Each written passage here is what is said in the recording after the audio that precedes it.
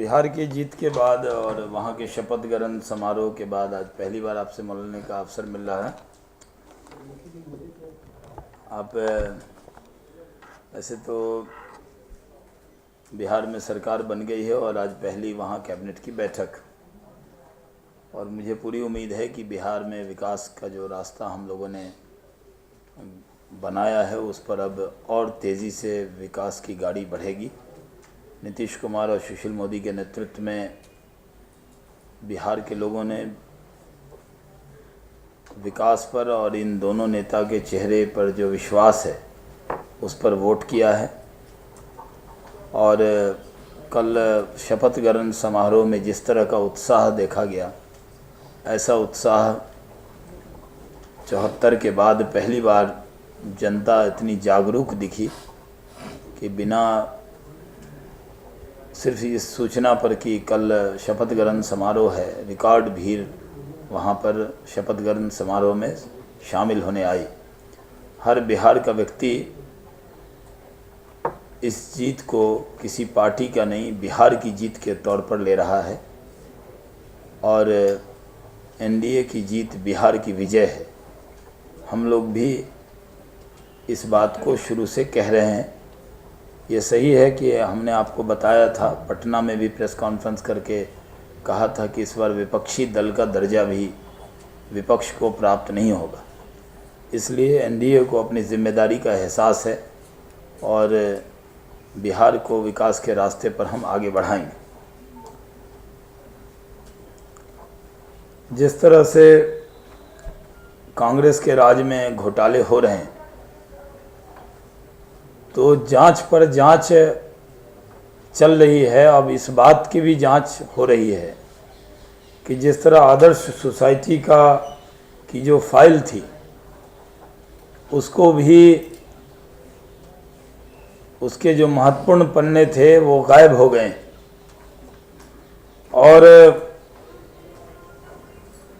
वो ऐसे दस्तावेज हैं जो 2008 से 2010 के बीच कुछ महत्वपूर्ण मंत्री और अधिकारियों की नोटिंग भी उस पर थी।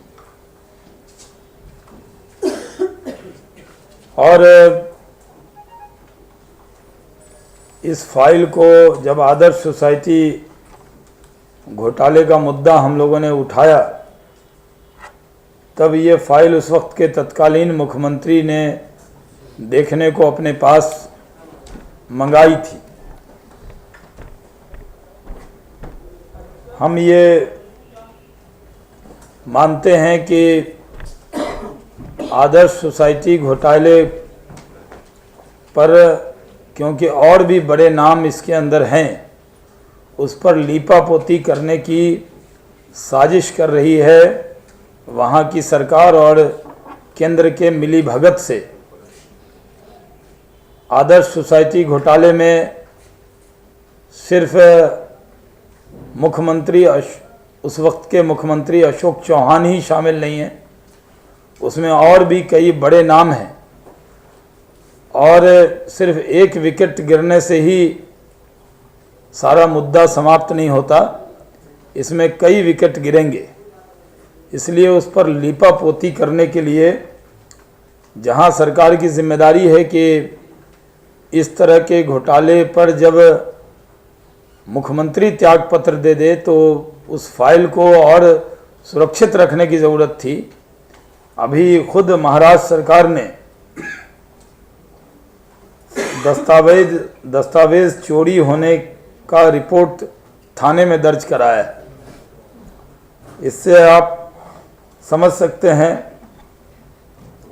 कि ये दस्तावेज गायब किए गए होंगे। कोई चोर को उस दस्तावेज को चोरी करने से उसका कोई लाभ होना नहीं है। ये जो गायब किया गया है, इसमें सरकार और अधिकारियों की मिलीभगत है। भारतीय जनता पार्टी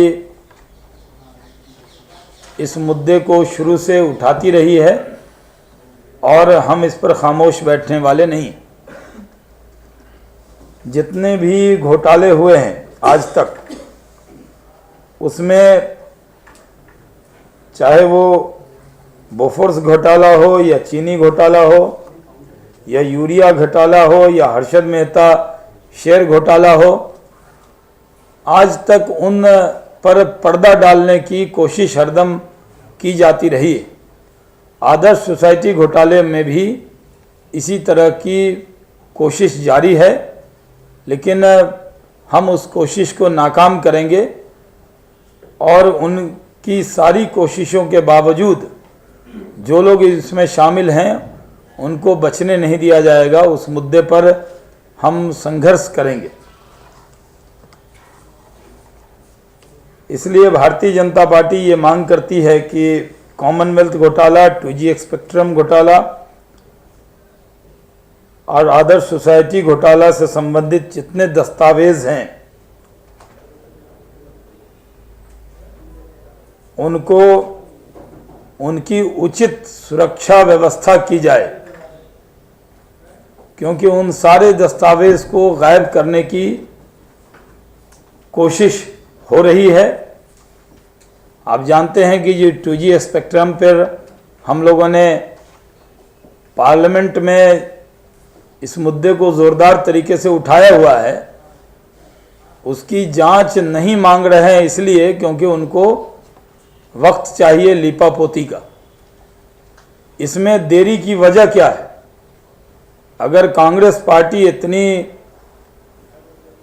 कॉन्फिडेंट है कि पीएसी के जरिए इसकी जांच कराना चाहती है,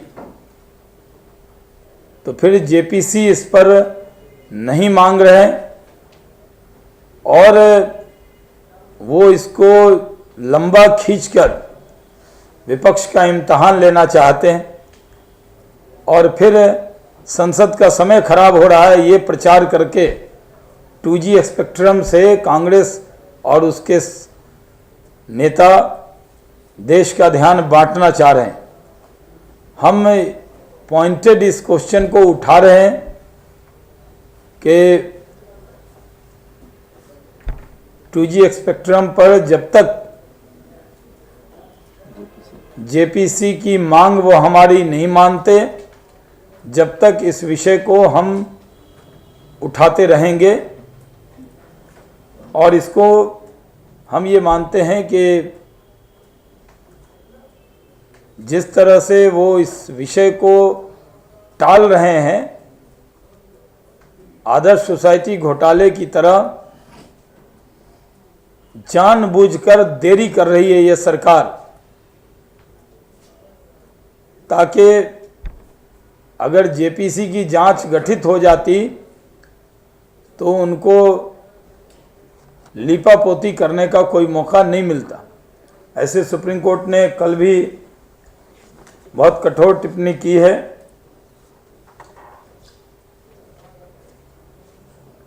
और सीबीआई को सुप्रीम कोर्ट ने लतार भी लगाई है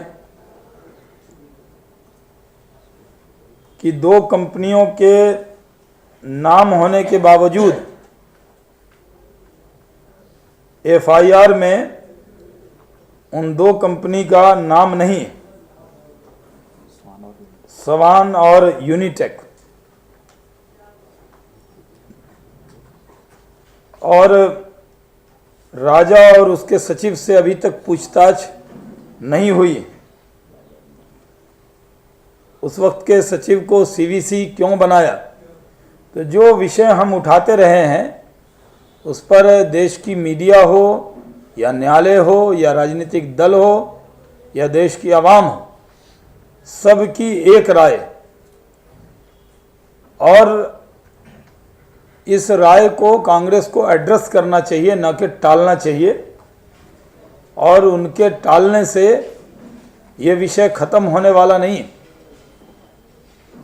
उसका परिणाम है कि आम लोगों में कांग्रेस के खिलाफ गुस्सा है और उनको सिर्फ कांग्रेस को चलाने के लिए सिर्फ 4 लोग मिले हैं बिहार में।